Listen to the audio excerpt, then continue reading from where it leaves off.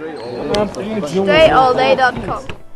There's a better place you can be. We can't find it on the map because you are now tuned into the show where you learn the discipline to show up day after day to do the work, the confidence to put yourself out there boldly and authentically, and the mental toughness to continue showing up, doing the work, putting yourself out there even when the success you've expected to achieve is nowhere to be found. It's not on the map either. We put all this together. What you get is the mindset, the method, the podcast, the book, the formula, the everything known as Work on Your Game. My name is Dre Baldwin, also known as Dre All Day. Welcome to the show. Congratulations on being here. Today's topic is the routine activities. You know, those everyday, all the time, over and over again, repetitive tasks that we all have to do in our work, in our sports, if you play a sport, in our business, in our lives. Those routine activities, those are when the best separate themselves from everyone else. And that's the topic that we're discussing here today. And you may be wondering how that's even possible. You're asking yourself, why would routine activity, how could a routine activity be the thing that separates the best people from everybody else? What about the big games in life? What about the pressure situations in life? What about the times when everybody's looking at us and something really needs to get done and all the pressure's on or all the attention is on us, and it's one of those is the big moments. You know, those moments that can be turning points in people's lives. How isn't that the time when the best separate themselves? Isn't that when the best people step up? Isn't that the time when everybody is noticing, and that's the time when you can, build your reputation and make your name, whatever your name's going to be? Isn't that the time that the best separate themselves? No, that's not the time when the best separate themselves. Understand that everybody gets up.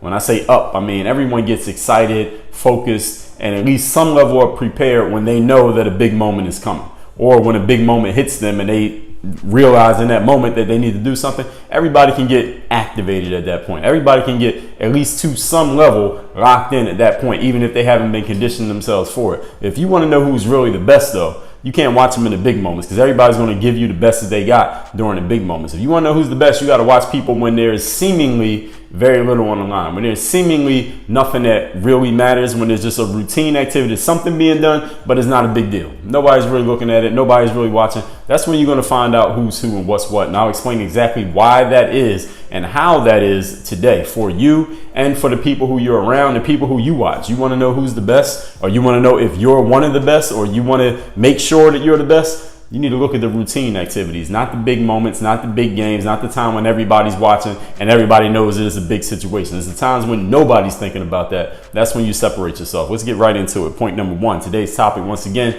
is the routine activities and when the best separate themselves from everyone else. Michael Jordan. This is point number one.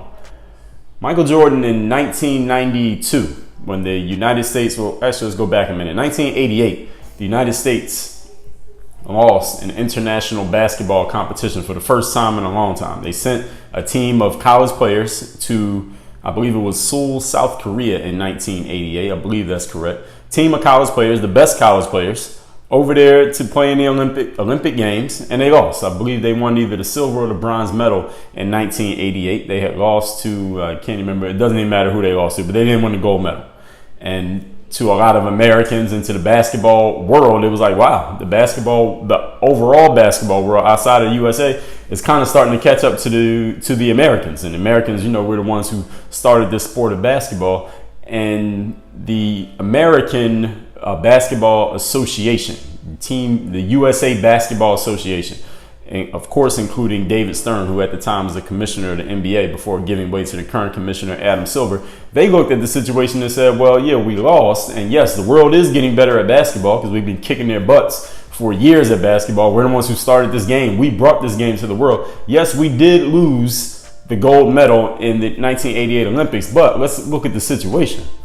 The United States was the only country up to 1988 that did not send professional basketball players to the basketball competition for international games. So for the Olympics, every other country was sending professional players, grown men who got paid to play basketball, were playing in these Olympics. The only country that was sending amateurs, college players, was the NBA. We weren't sending our professionals out to the Olympics. So David Stern, the rest of the team of USA Basketball, along with FIBA, which is the International Basketball Association, they all got together and said, how about, since every other country is sending their pros, How about in 1992, the next Olympics, which will be held in Barcelona, Spain? How about we send our best? How about we send our pros? Everybody else is sending theirs. They just beat us in 1988. Because understand, there was no sense of urgency to send pros before 1988 because we were sending amateurs and still winning the gold medal. But when we lost with our amateurs, we said, hold up, how about we send our best? Y'all send your best, and let's find out who really is the best. Because it's not fair for us to not have the gold medal, which denotes us being the best, if you're sending your best players and we're not. So everyone agreed. In 1992, Team USA was going to be made up of professional basketball players. You probably heard of these players, even if you weren't alive in 1992, even if you weren't watching basketball back then, even if you're not a basketball fan to this very day. You heard of Larry Bird, Magic Johnson, Charles Barkley, Scottie Pippen, who else? John Stockton, Karl Malone, Patrick Ewing, David Robinson. You heard of these players. They were all on this original Team USA, which people begin to call the Dream Team. Now, there was one guy who everybody wanted to be on the team. Everybody in the world wanted to see, and people were hoping he would agree to be on this dream team. His name was Michael Jordan. Now, Michael Jordan was, at this point, recognized as the best player in the world because in 1990, his team lost for the last time in the playoffs while he was with the Chicago Bulls. They lost to the Detroit Pistons. 1991, won the NBA championship, defeated Magic Johnson. 1992, it would happen, we would find out that Michael Jordan's team defeated Clyde Drexler, another member of the Dream Team, and the Portland Trail Blazers in the NBA Finals. But by the summer of 1992, because the Olympics are usually in late summer, so we're talking August, September, Michael Jordan wasn't quite sure if he was even going to play in the Olympics. Because you got to think about it, it's an 82-game NBA season that he played in every year. And then if you go to the playoffs, you're talking another 20 or 30 games that you have to play, and very high intensity games. And if your team goes all the way to the NBA Finals, you have a longer season than every other team in the NBA, save for the team that you played against in the finals. The two teams that make the finals play more games than every other team in the NBA over the course of a season. So that little bit of off season that those players have left, they want to maximize that and rest their bodies so they can get ready to, do their job the next season. Because when you have a contract to play in the NBA, what you get paid for are the games you play in the NBA. You don't get paid to play in the Olympics. So this was an extra thing to go play in the Olympics. Michael Jordan played all these games. If you think about it, the NBA season ends in early to mid-April. So teams who don't make the playoffs, their offseason starts in the middle of April. Teams who do make the playoffs, you might lose by late April. You might lose sometime in early to late May. If you make it to the NBA Finals, you're going to be playing until mid to late June. That's 2 extra months of work. 2 fewer months of off season to actually get your body ready for the season that's coming up. So Michael Jordan really needed to think about, do I want to do this? And Michael Jordan said, and this is something I heard him say in one of his old VHS tapes, that the only reason, he said it actually in one of his books as well, the only reason, well, not the only reason, but the main reason that he decided to play on the Dream Team in the summer of 1992 in Barcelona, Spain, was not because he felt like the team was going to need him to win. Everybody pretty much thought, we weren't quite sure because we hadn't seen him play yet, but everyone pretty much agreed. We came in second with a bunch of college players, but we send the best players in the NBA there. I think we're going to win. People pretty much knew they were going to win. Even if Michael didn't play, Team USA still would have won the gold medal. Michael Jordan didn't go because they needed him to win. Michael Jordan didn't go to get more fame and stardom, and he already had plenty of that at that point, even internationally. Michael Jordan said he went to the Dream Team because he wanted to see how these other guys, Barkley, Drexler, Magic, Bird, Ewing, Robinson, he wanted to see if these guys took practice as seriously as he took practice. And you can go read Michael Jordan's books he said this, you can check my quotes. He said this himself. That's the reason he went. He wanted to know if those guys practiced as hard and took practice as seriously as he did. As Michael Jordan is famous for always saying, he took practice very seriously. He wanted to make his practices harder than the games. So when he got in the games would actually be easy. But why practice? I mean, why wasn't Michael Jordan more motivated to, playing the games? Think about players today with our social medias and everyone being a brand and players saying that they're the CEO of their own companies and all this shit. Players these days want to go to the Olympics because they're thinking about, how is this going to increase my influence? How am I going to get more followers? How do I look better on social? How can I build my brand? How can I do some more brand deals with international companies by going and playing these international competitions? Michael Jordan didn't care about any of that because he already had all that. All Michael Jordan cared about was, I want to see if these other guys practice as hard as I do. If they practice the way that I do. And why practice, though? Let's think about that. Why practice? Nobody watches practice. Any of you who ever played on a team and at any level, most practices there's no observers. Basically, you got the players on the team, you got the coaches, maybe some trainers or whoever's involved with the team. They have a job there with the team. On the average day of practice, nobody else is there. It's just them. So it's nobody to show off for. When I played basketball, I always liked when there would be somebody who wasn't part of the normal group at practice, watching or whatever, whether it was a player, whether it was a member of the team management who wasn't always at practice every day, whether it was some random observer who I didn't even know who they were. I like when one of those extra people was at practice. This was in college, even in the pros. I like this because it's like now I got me a little audience, somebody I can show off for. Everybody else here already seen what I can do. Now, if I had known then what I know now, I would have approached it a little bit differently. But that was one of the little things that I always look for. One of the things that always got me excited. But nobody's watching practice. There's no cameras in practice. Same people, same drills, same routines all the time. And Michael Jordan said exactly. That's exactly why I want to see how people practice. Michael Jordan knew that he couldn't judge his teammates on the Dream Team off of the games. Well, one reason he couldn't do that is because he'd already seen them playing the games. He just played against Magic. He played against Barkley. He played against Ewing and Malone and Stockton. He played against all these guys already. He knew what they did in the games. He had beat them in the game. They had beat him sometimes. He had beat them sometimes. He didn't need to judge what they could do in the game. He didn't go all the way to Barcelona and give up a huge chunk of his short off season just to see what Magic Johnson could do in the game. He had a pretty good idea what Magic could do in the game. Okay? These guys were all already star players. Everybody on that team. They were already all-stars. The Dream Team was going to win with or without Michael Jordan. Practice wasn't going to determine if they won gold or not. Listen, the Dream Team could have not had any practices, just threw those guys on the court, and they would have won the gold medal. Michael Jordan went there to see how they were going to practice, even though practice wasn't the determining factor in them winning or not. He used practice to gauge how real his teammates were. And this is what he said himself. I just want to see if these guys, I know they're good. I know they're talented. I know they're all-stars. I know that these guys, damn near all of them players who were on the Dream Team became Hall of Famers. I know these guys are great at what they do. That's already a known thing. Even the fans know that. All right? You don't even have to be an insider to know that. I want to see how seriously they take this practice thing. And this is the best player in the world at the time. And some people, including myself to this day, still consider him the best player to ever play. He said, I judge my other guys. I judge these other guys by how they take the routine activities, not by what they do in the big moments. Point number 2. Today's topic is routine activity, which is when the best separate themselves from everybody else. The routine activities, this is point number 2, are when most people go on autopilot. When we're doing something routine, something that we do all the time. We've been there, we've done that. We actually find ourselves, if you would actually catch yourself, sleepwalking through a lot of the routine activities. But now that you're thinking about it, now that we're talking about it, I want you to think about habits and what habits are. 85% of the things that you do are habitual and they're unconscious. Habits are unconscious. You don't have to think about them. You just do them. The way that you walk, the way you talk, your facial expressions, your verbal tics, the things that you do all the time that you might not even notice that you do. Somebody may point it out to you, become conscious to you. 85% of what we do is habitual and unconscious, whether thinking and activity. And Aristotle said, you are what you repeatedly do, not what you did in the big moment, not what you did when everybody was watching, not what you did when the pressure was on, not what you did when everybody was calling for you to do something. You are what you repeatedly do. And understand, any of you who's played a sport, again, you usually spend more time practicing than you do playing in the games. There are more practices than there are games. Even in the NBA, when you have an 82-game season, and during the season, teams don't practice that often because you're traveling so much in games and you want to rest players' bodies. The off seasons combined with all the years before you got in the NBA and what you're doing outside of the team functions, you usually still spend more time practicing than you do playing in games. It just makes sense.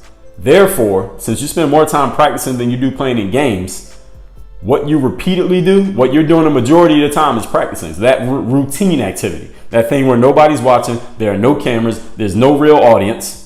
That's when you become who you become, according to Aristotle. Aristotle, I think, was pretty smart. In practice, during those routine activities, and this is everyone else out there listening to this now, if you're not an athlete, think you apply this to what you do. You might not get to give a sales presentation every single day, but you could brush up on your materials or not brush up on your materials every single day.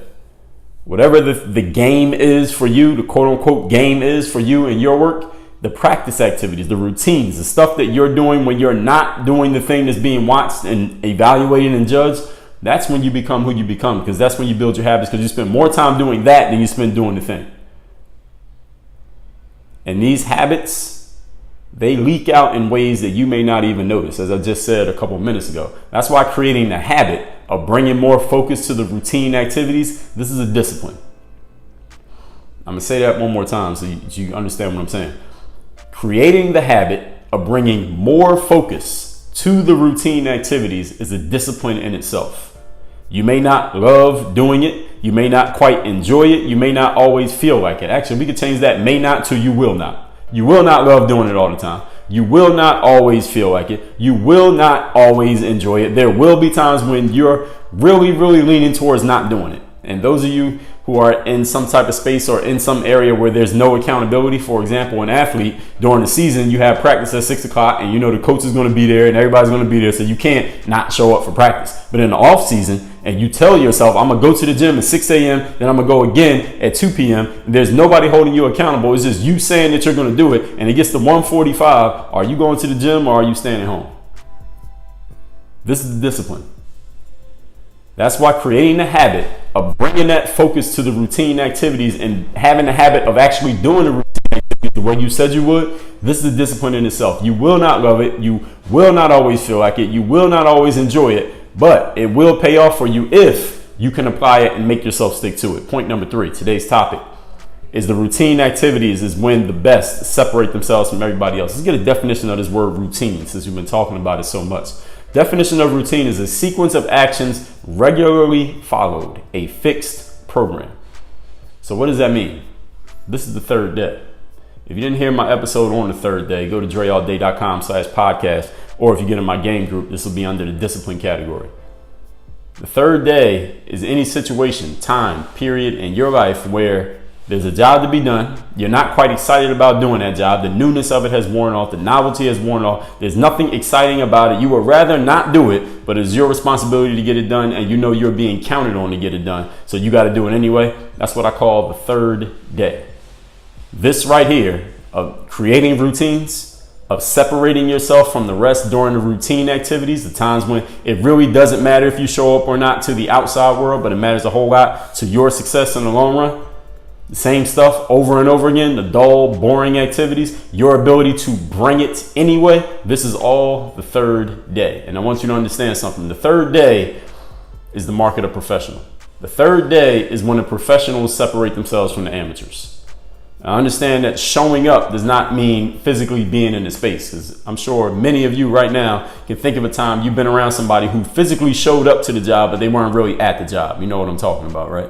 I don't even need to elaborate on that.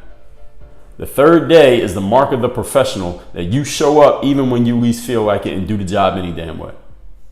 Even when it's the same stuff, it's dull, it's boring. When you bring it, that's what makes you a professional.